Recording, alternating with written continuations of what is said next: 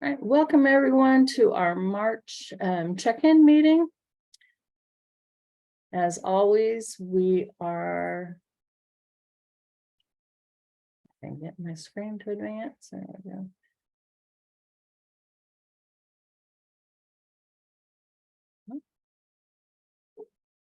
There we go. As always, we start with our community agreements. I have a new quote there from President Lyndon B. Johnson. Says, "The land flourished because it was fed from so many sources, because it was nourished by so many cultures and traditions and people." And I think that fits with where we are today.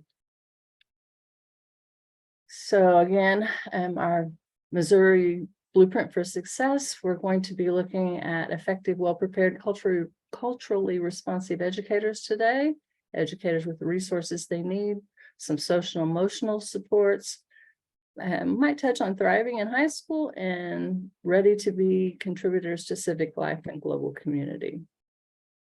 So again, that note taker link I'll put in the chat again in just a moment. And today we are going to have a guest speaker. Cynthia Chasteen, one of our male consultants, is going to talk to us today about social emotional health and English learners.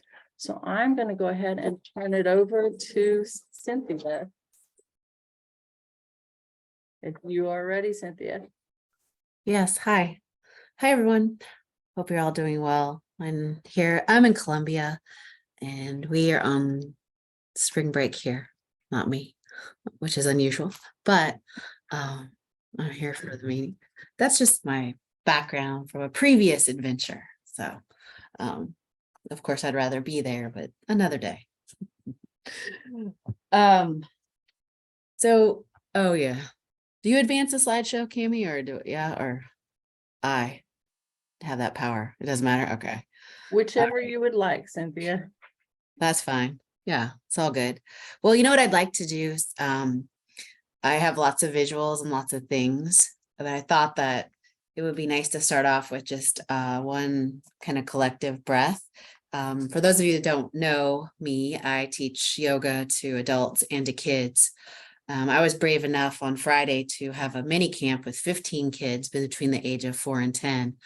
And it went well as it could for that many kids that age. So one of my favorite tools that I think is great for, of course, small kids. And some of you may, if you've ever watched The Office, if on Michael's desk, he has, oh, sorry, I'll try to make it appear. One of these balls and spheres. They're very inexpensive on Amazon. If you buy the original, it's called a Hoberman sphere. But I like to use this to just kind of get kids to think about breathing and lungs. So there's lots of ways you can use this. But for me, as I open the ball or sphere, it's about inhaling and then exhaling as I close it. So thinking about that expansion contraction. So let's start off. So get as comfortable as you can and wherever you're seated. And so maybe sit up kind of tall, let your shoulders soften. And then as I open this sphere, just kind of keep your attention on it and inhale as deeply as you can. And then as it closes, exhale. And try to do that in and out through your nose. Again, we'll just start with just this collective breath together. So completely empty your lungs and then seal your lips and then start to inhale through your nose as you watch the sphere open. Maybe as it is fully open, you pause and then slowly watch it as it gets smaller as you exhale. So this is a great tool. It's great for a break. It's great to start off your day or just to have. I was not trained in conscious discipline, but I know that there's calm corners and maybe peace places. So the object, so the official name, there's a really nice one. So this is a pretty much knockoff. On Amazon, if you just look up sphere, I'm sorry with my background, but Hoberman, I'll type the name in the chat, but Hoberman sphere, those are more expensive. That one is very, very small, but I have one that is so large that you could put several kids' heads through. You can see where that would be problematic, but it's fun. And I did buy one from a friend, and then I noticed that it was broken in the garage couple weeks later because they were playing with it too much. So you can spend $5, $6, $7, or you could spend about 40 on the huge one. But it's just really nice. You know, and think about the way you could, you know, for content teachers, you could turn this into a lesson on respiration and just talking about the lungs. So there's lots of transfer. And, you know, as we talk a little bit about social and emotional learning, that's kind of the key to, so we get our students and ourselves using, you know, weaving social emotional learning throughout the whole day. So I'll have to say that a lot of what I take and use is from one of my mentors, and his name is Dr. Hector Montenegro. And I'll flash the resources are in the PowerPoint and the slides, but this book, gosh, it's so hard. Let me see if you all can see it. Oh, there we go.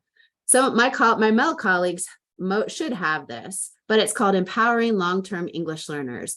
And the authors, I'll put a link in the chat as well when I finish. The authors are Dr. Montenegro and Dr. Margarita Calderon. And Dr. Calderon is pretty well known for other things for working with English learners. Hector was in St. Louis. Actually, I brought him to Kansas City at Ryan Rump's school it'll be 2 years ago in November. And so it was a small audience, and we had an English learners and social emotional learning workshop. And if you happen to be in Kirksville or Milan in the north, my territory starts from Columbia, goes all the way up to the border with Iowa. This summer in June, we're holding an EL externship, and Hector's coming to speak. So there's, and we are able to give teachers a stipend, but we're focusing mostly on Kirksville and Milan to support the middle and high school teachers. But you feel free to email me. There may be a way I could, you know, get you in the back door, maybe not even the back door, the front door, if you would like to sit in. But it is geared specifically for the teachers up there. But if you'd like to maybe connect with Hector, yeah, thank you, Cammie, and meet him. He's a great guy. I was involved in transformative educational leadership cohort a couple years ago, and he was my small cohort leader. And he's just a wonderful man. He's currently in Tegucigalpa. He does work around the world with social emotional learning, and he also works and helps with a nonprofit that plants trees in different Spanish-speaking countries.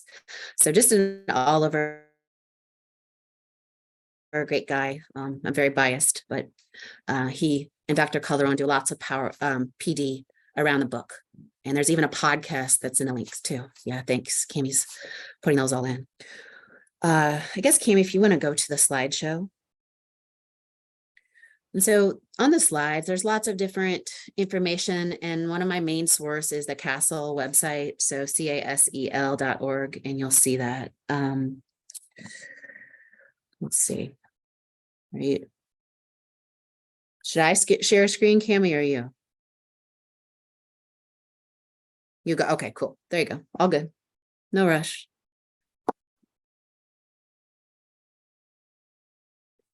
So I guess just take a moment and think about social and emotional learning. So SEL, I'll just abbreviate from here on, SEL, and think about, you know, what explicit, if any, instruction you've had in it. If you're familiar with the 5 pillars from CASEL, the framework. Well, I'll do just a brief introduction to it, and then just kind of brainstorm and talk through some. There's 3 key points of practices to utilize that we'll just talk with one. So if you happen to be going to the conference that Rhonda, my colleague in Springfield, is holding next, actually it is next week, isn't it, Rhonda? Yes. Rhonda, unmute yourself and just give a quick shout out, even though you probably will. Just. Thank you. Thanks for giving me that opportunity, Cynthia. Yes, April 6th is our English Language Educators Conference. Carol Salva will be our keynote speaker. You'll get her book if you sign up. And we have some wonderful breakout sessions. So it's not too late to sign up. I will put the link in the chat. Thanks, Cynthia. Yeah, thanks, Rhonda. Yeah, we're all a team here. So the reason I brought that up was, of course, to great opportunity. If you've never seen Carol Salva, I mean, she's been in Missouri a lot over the past few years, but such a great speaker, dynamic, so passionate. And with the newcomers that we're really receiving on a daily basis, I think it would be a great opportunity if you or your teachers can get there for the day. And I'll be sharing some of the same information that I'm sharing, plus a little bit more on social emotional learning. And I'm down to my last couple books. So if you come to the session, I'm going to give away a book, and I'm actually going to give away, even though they're inexpensive, a sphere. I'm really good for swag and giveaways. So if you come to my session, you can see Carol's also having a session. So there's at the same time. So, I'll do whatever I can to have people come attend. Anyway, Kimmy, can you share? I can't see the presentation. I see your main screen.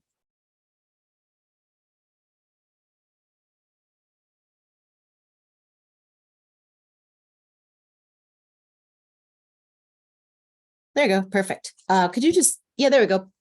Nice. And Rhonda just put in the chat for sign up. So of course, I know that you all are perfectly capable of reading slides. So if you had a chance to think about for yourself what social and emotional learning is, here are some definitions from CASEL. So the abbreviation for CASEL, we use so many acronyms, but collaborative for academic and social emotional learning.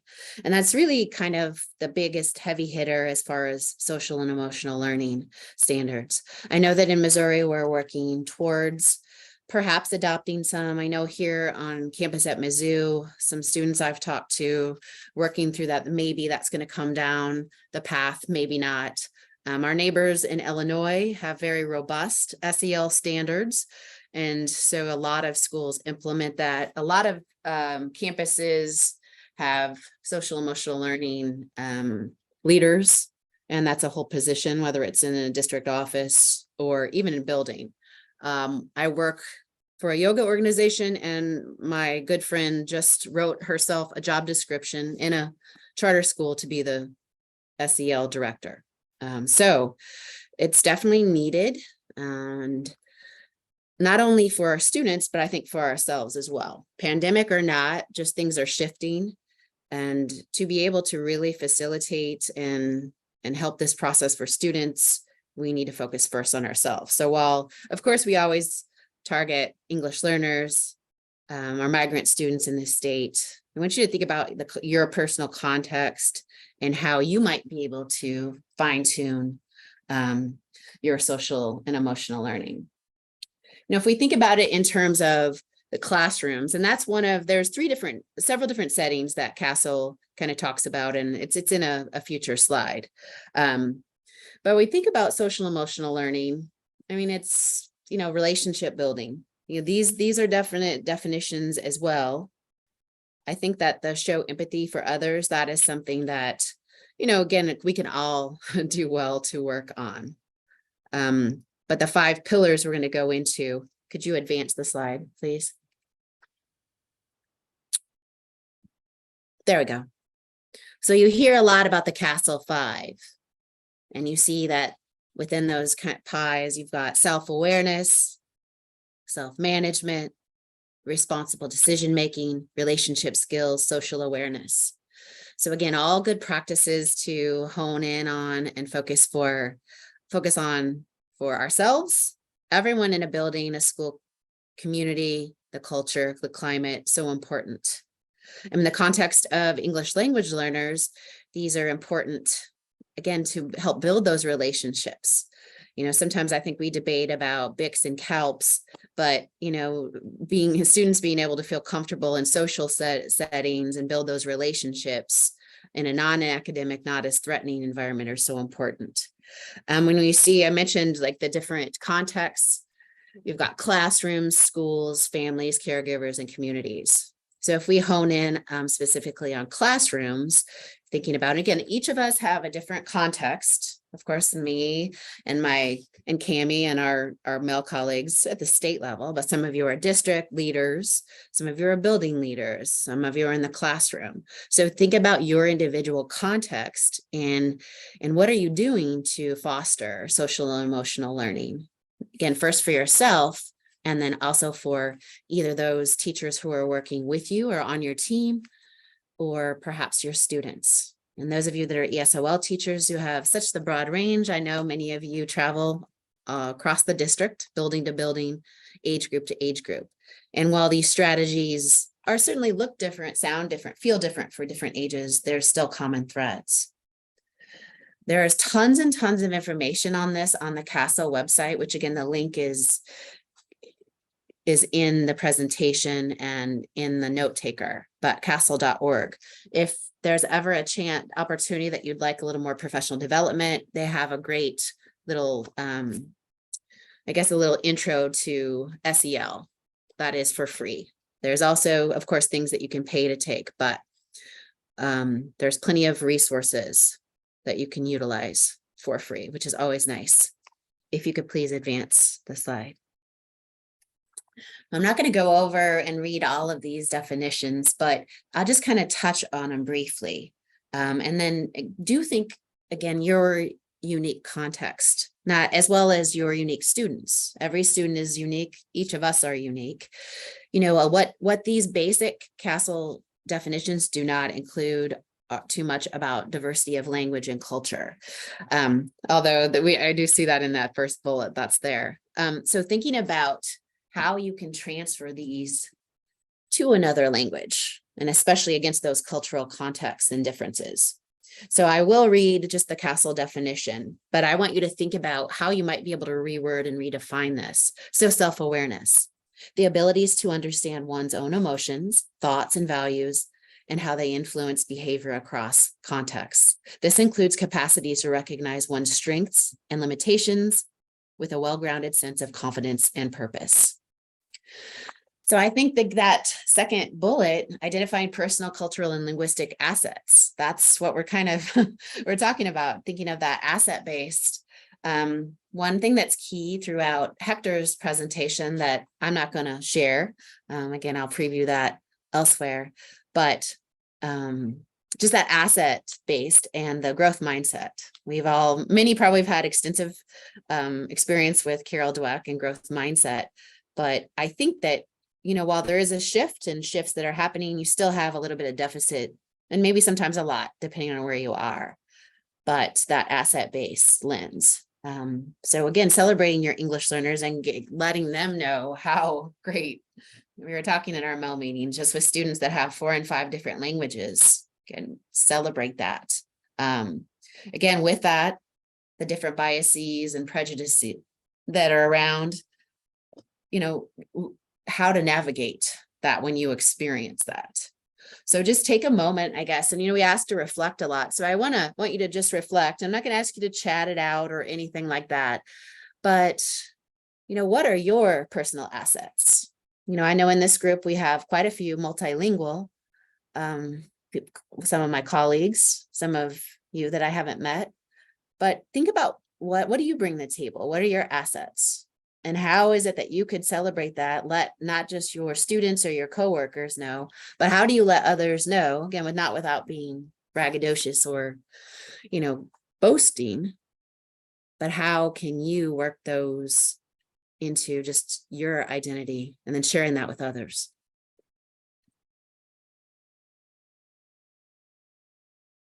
Yep, and feel free to chat out anything, for sure. Yep, the real dirty work, if you will, oops, sorry, light on, is again, identifying your biases. It's just not, it's messy. I think that's the best way to say it.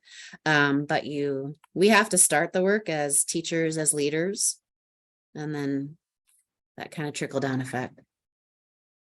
Again, feel free to chat out anything. Okay, would you go to the next? So these aren't necessarily numbered. You see that they're just the CASEL 5. So social awareness. Again, very similar. Well, some similarities. The abilities to understand the perspectives of and empathize with others, including those from diverse backgrounds, cultures, and contexts. This includes the capacities to feel compassion for others, understand broader historical and social norms for behavior in different settings, and recognize family, school, and community resources and support. So I think, again, these are as we look at these, I think that these are already part of our job. You didn't maybe realize that you're already an SEL kind of leader, but you are, because I think we all try to not impose this on others, but ask teachers, administrators to do all of this. And I will bullet point and highlight the understand and expressing gratitude. There's so much research that's come out on just how impactful gratitude can be. You know, I know we all have bad days, but, and then some of our students that have had such challenging journeys to us, just the fact that there's one or two things a day you could be grateful for. And again, highlighting that. One of the activities I like to do, and I've done with students, young and old, is a gratitude jar. Buy a plastic jar, some sticky notes, or make a gratitude tree, post them. That's something really nice, an activity that you can, and think about, you know, offering native language support. You can read Rhonda's.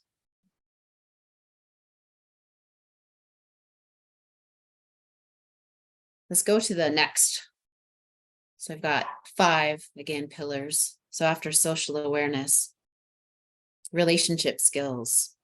Again, I'll read this definition. So just listen and think about how you might reword it. The abilities to establish and maintain healthy and supportive relationships and to effectively navigate settings with diverse individuals and groups. This includes the capacities to communicate clearly, listen actively, cooperate, work collaboratively to problem solve and negotiate conflict constructively, navigate settings with differing social and cultural demands and opportunities, provide leadership, and or offer help when needed. So again, the positive relationships, teamwork, collaborative problem solving. We ask this of all of our students. I think immediately of our grouping strategies that we utilize. Collectivism is a word that pops up somewhere here soon. And we know that collectively, we use the pronoun we a lot. So individualism in a lot of US tradition culture is the I, and emphasis more on the we. So think about, you know, what do you do within your setting to foster relationships? I think we think a lot about group work, but what else? It could look like something else. I like, especially when I think about our work, I think of the verb and the noun to advocate or to be an advocate. So I think that describes us, again, collectively, individually. So standing up for the rights of others. So be thinking about how you might help foster that spirit within not just your native English speaking students, but your English learners. Next slide, please. Again, responsible decision making. You'll see right embedded about midway through is the CASO link with a little more definition, but I'll read. Can you think about responsible decision making? I have my own ideas of a definition, but in terms of what CASO offers up, the abilities to make caring and constructive choices about personal behavior and social interactions across diverse situations. This includes the capacities to consider ethical standards and safety concerns and to evaluate the benefits and consequences of various actions for personal, social, and collective well-being. So again, that collective pops up. You know, I think that this fits in nicely with when we talk about WIDA, so our ELD standards and just the social instructional language. It isn't a standalone, it's incorporated into all content areas all the time, every day. And so this is again, part and parcel of social emotional learning. So important to be able to tailor this again to your unique setting and yourself. We know that this takes practice. I think everything in life takes practice. And the idea that practice makes perfect, I think, is a misnomer. I prefer to think of practice making proficiency. So if we can convey that to our students to know that, you know, that's what you have to do. One of my yoga teachers, practice and all is coming. I mean, that's, again, it's a big statement. Maybe it is. It depends on what you're looking to come. But also embedded one of these bullets about reflection, evaluation. So those are important on how, yep, Cami, okay to have failures. Hopefully we learn.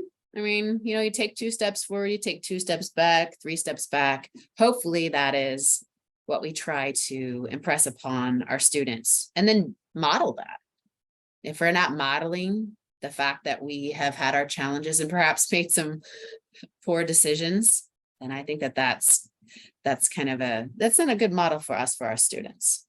So just think about how you may shift and put this more in the forefront of your daily instruction, your routines. Next slide, please.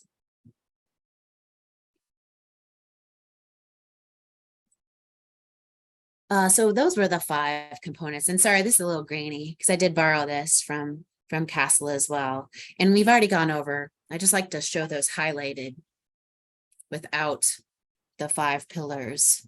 So again, we start with the classroom. So you think about at the micro level and you go more out to the macro, so smaller, so classrooms to schools, families and caregivers and communities. So this isn't an isolated practice. While it's very important to work on these strategies with students on that smaller scale, you have to look at then maybe your school building. And then for those of you that are in the district, what is your district-wide, what are your practices related to fostering social and emotional learning? Some of you, again, may have really robust, a lot of schools utilize school counselors. I mean, I see that a lot in elementary, that maybe that's their character ed lesson that touches on social and emotional learning. But it shouldn't just be in elementary school. It definitely has a place and a need greatly from K all the way through 12, all the way through higher education and teacher education programs. So just thinking about how you might be able to present this to different grades. And again, your administrators, all the way up to the school board, all the leaders. We know that it needs to be led by example and just have buy-in across the board. So do think about how this plays out in each of your domains as well. Next slide. So Castle has their playbook.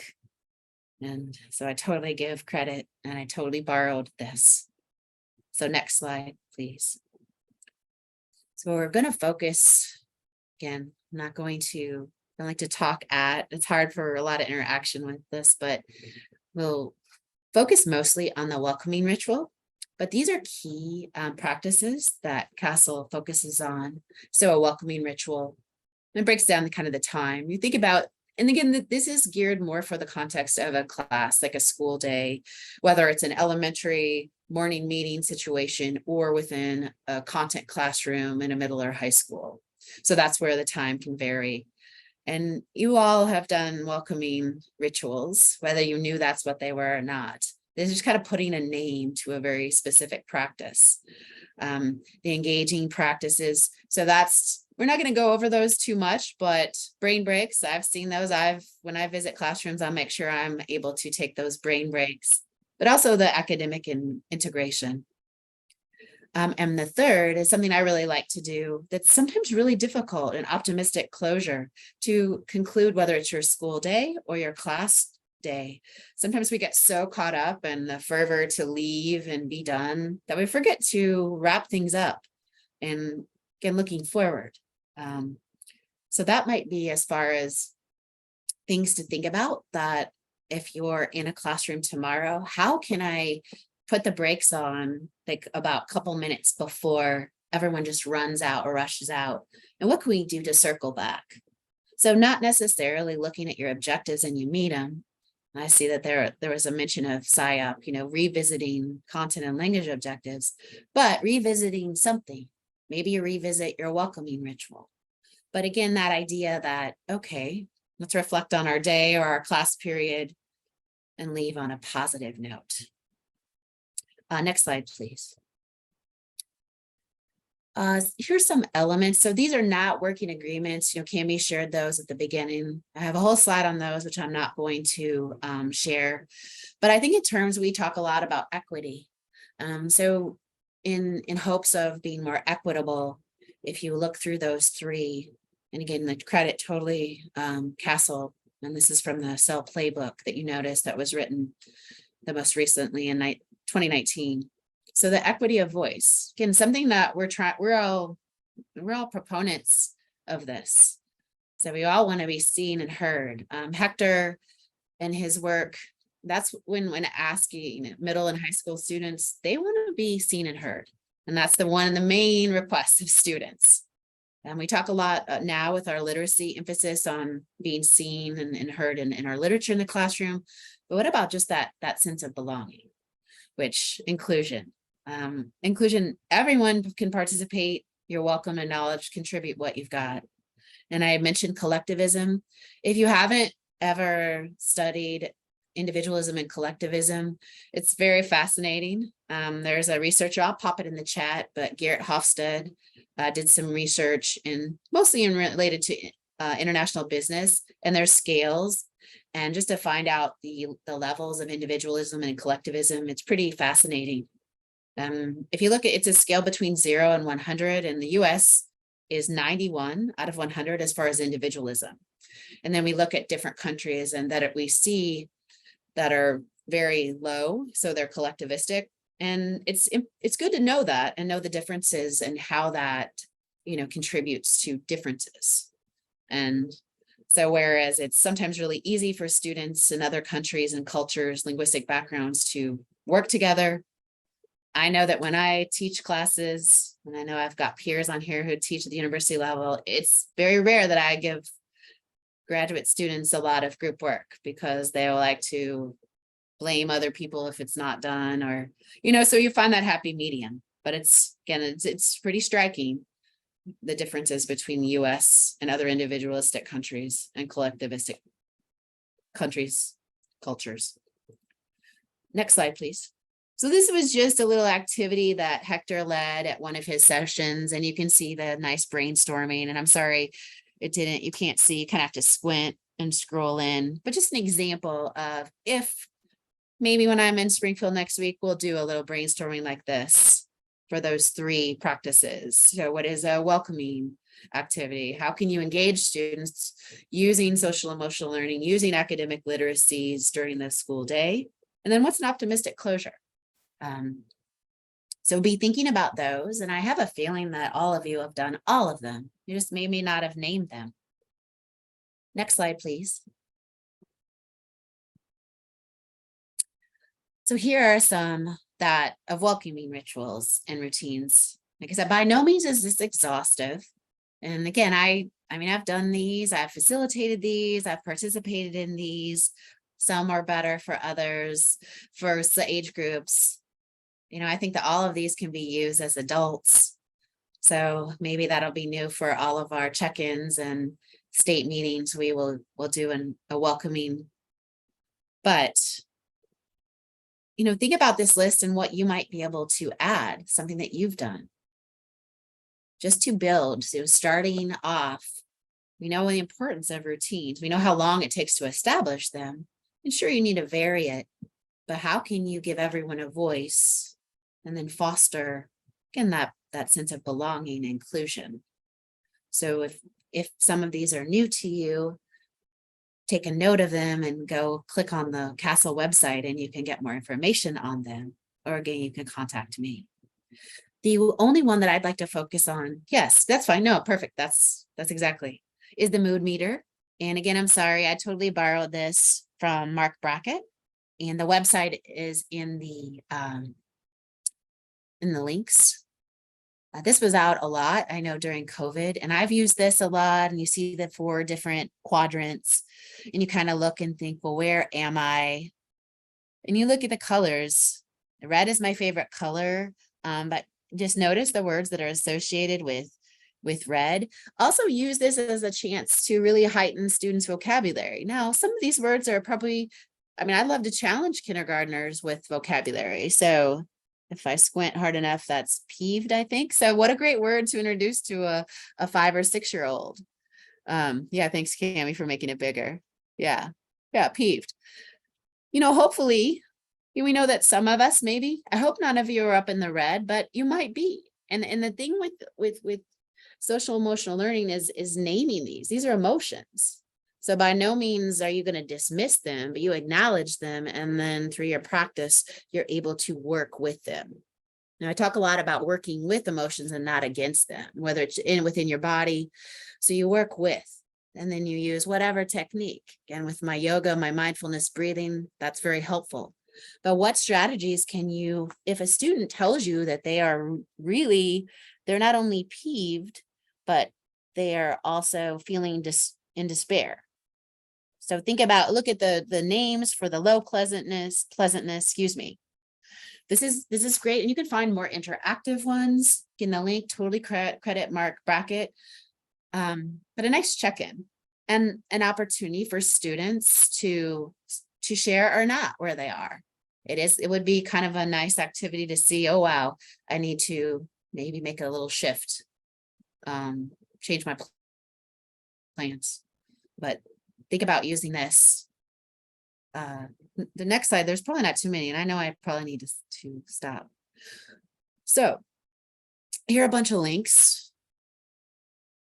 The fourth link is a podcast that Hector and Dr. Calderon are on. Welcome to use it, but lots of resources. The first link is that mode meter. If you want information about Dr. Montenegro, and again, his work, him coming, I failed to mention, he'll be coming in June, the second week of June. So it'll be after Rob and Rob's Elevate, and after Cambio de Colores. That there's a link for that as well. So do feel free to just email me, message me if you want to know, and I'll see if I can slide you in, invite you. So as I wrap things up, just take a moment and reflect about your own. So again, we talk so much about our students, but for your social and emotional learning, your health, like where you are right now, like if it's wherever it is to conclude your day, so you have an optimistic closure to your day, you know what that might be like for you, whether it's getting a breath of fresh air, getting some sun. Try to make sure you do that for you. And then we can all better serve our students, our families, and then foster their social and emotional learning. So I thank you all for listening, for your time. Hopefully I'll see some of you it's next week. Yeah, right, Rhonda, that's right, in Springfield or wherever. If you're in my area, my region, I'd love to come and visit you. So thank you.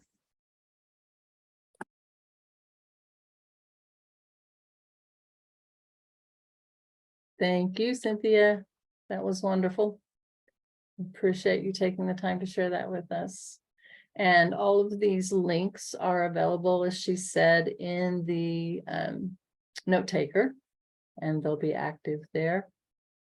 So the only thing left for is to share a few updates before we head out for the day and give you the rest of your day back. One from WIDA here is they're looking for some people to help them with theme generation and some standards as they develop the new access tests. So if you're interested in participating in that process, there's an informational flyer and a survey. They need those back by the end of March. So there's not a lot of time. And I also put these links in the note taker as well.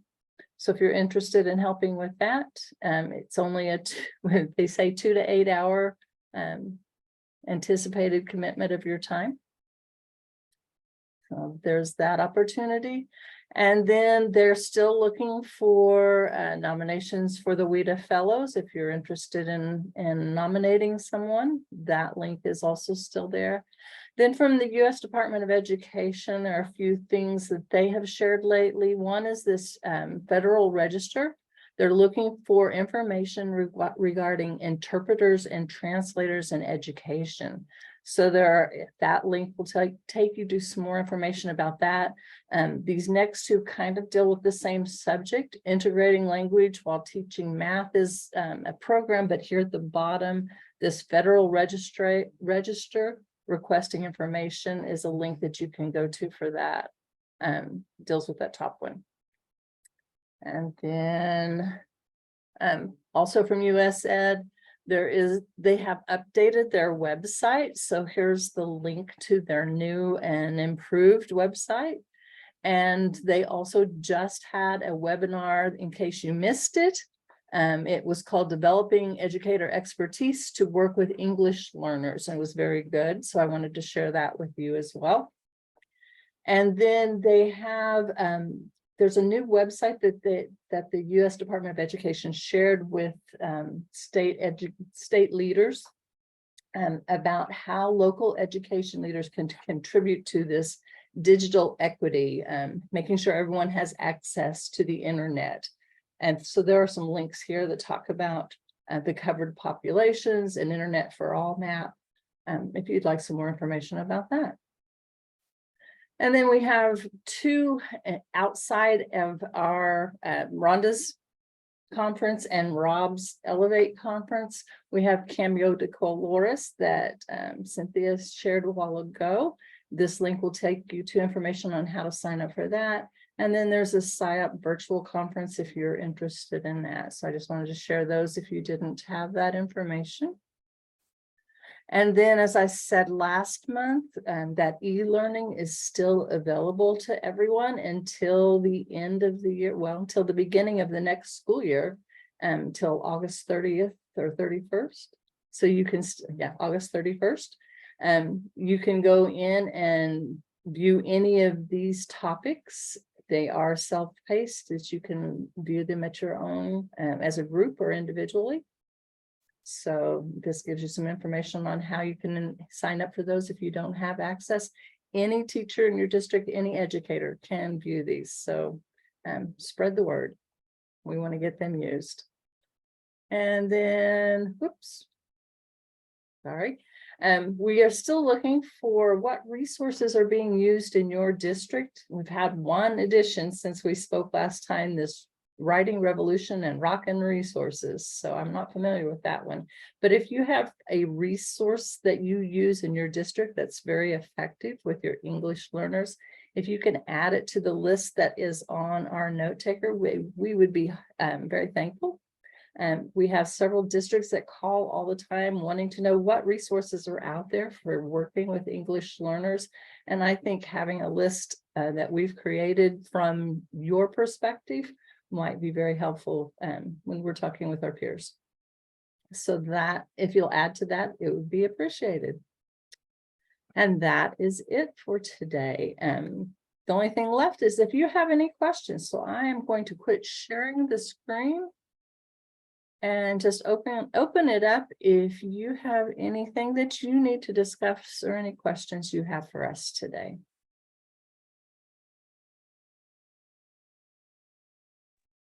I have a question. Yes, ma'am. So I'm fairly new, but so I have one student that actually qualifies to take the alternate access test. And I kind of wanted to ask in this group, because I feel like there's a lot of knowledge. What are some ways that you support as an ELL teacher? How do you support those teachers or those students that would qualify for that test? I mean, I guess they would have obviously cognitive disabilities, but I've got one kid that he may be autistic. And so the teachers, asking me, what do we do? What can I do? And that's just very new to me. So I was just kind of putting it out there. So maybe someone can kind of give me some pointers.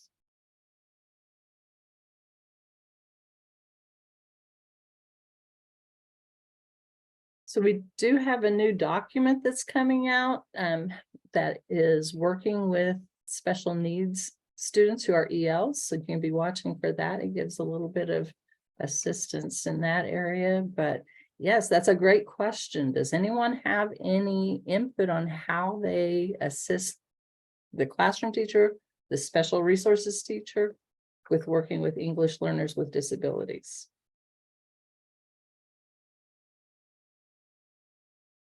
Rhonda, do you have any suggestions?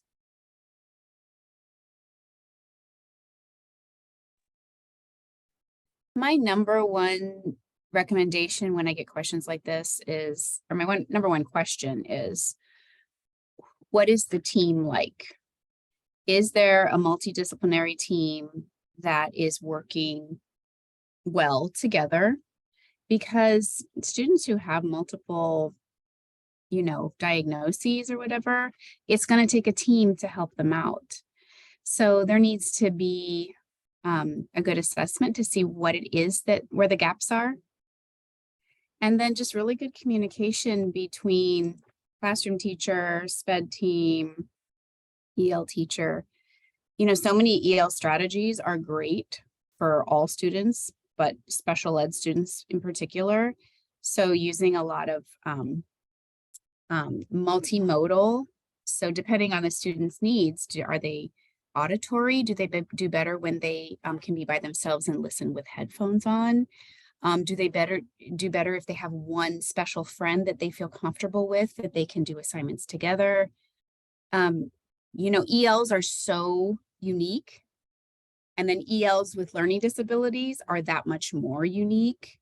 So it really requires such good communication between all the adults in the room. I think that's our biggest challenge. And one thing that you mentioned there, just knowing your students, and we say that over and over again, just know your students. Yep.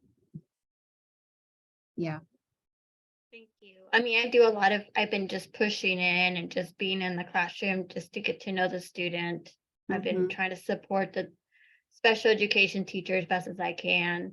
They're all very willing to help, and there's communication. I think they do an excellent job at that. It's just I feel like I don't have enough experience to be saying this, but I'm taking the approach to just get in there and just get to know the kid and see what he can do, what he can't do, or what he needs more.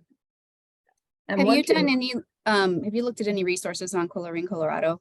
Yes. I have visited the website, but I haven't in a while for that particular, but I can, yeah. Yeah, I would recommend them. And in particular, I'm going to put a link in the chat if I can find it quickly, but Elsa Cardenas-Hagen talks specifically about ELs with learning disability. So she has a couple really good videos that will give you ideas right off the bat and just give you a way to talk even to the SPED teachers about students with learning disabilities. But she also is one that says, know your student and get familiar with their L1, because the more you know about their L1, the more support you can give them. Because I think that's a concern with the classroom teachers. Not only do they have a learning disability, but I can't help them with their language. So the more that you're familiar with their L1, the more you can support them too. So I'll look for that link, that YouTube You can put it in the note taker if you don't find it before we leave. Okay. And then it will be there. Another thing is when they're making evaluations about English learners with disabilities, they need to make sure that they're making comparisons with like peers, not just to everyone. So they're comparing them to someone who has a similar disability, similar situation, rather than just overall. So a lot of times they want to compare them to the average student, but they need to compare them to students who have similar needs as them, if that makes sense. Yeah, so true. That was a great question. And we can put that question in our note taker and ask for input after today too. So if anyone watches this later, they might have something to add. Any other questions?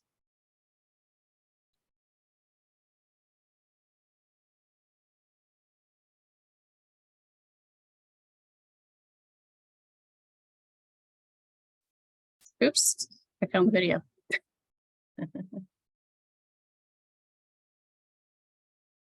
Okay, also one thing I would like to ask, we are being required by the federal government, because we do not have common core standards in our state. We have to show that our state standards are supported by the new WIDA standards. So we will be doing a comparison between the two. And I need a few people who would like to volunteer to be on a committee to kind of review that. I've created a document So it will be just a matter of looking at the WIDA standards, looking at our state standards, and just checking yes or no that you feel that they're supported. So if you're interested in that, drop me an email or indicate in our note taker that you'd be interested, and I will contact you to give you more information. And that's going to be something that there may be a stipend involved, and maybe one meeting over the summer months. We have to get this done before school starts again next year. So let me know if you'd be interested in helping us out with that. All right. I already have one. Wonderful. If there are no other questions, we can call it a night for tonight. And I appreciate everyone joining us, and Cynthia, again, thank you for helping us with that presentation. And it was very insightful. We look forward to seeing you all next month. Or next week, if you're coming to Springfield. Yes, hopefully a lot of you next week. I'll be there as well. Yes. Bye. Thank you. Thank you again. Take care, everyone.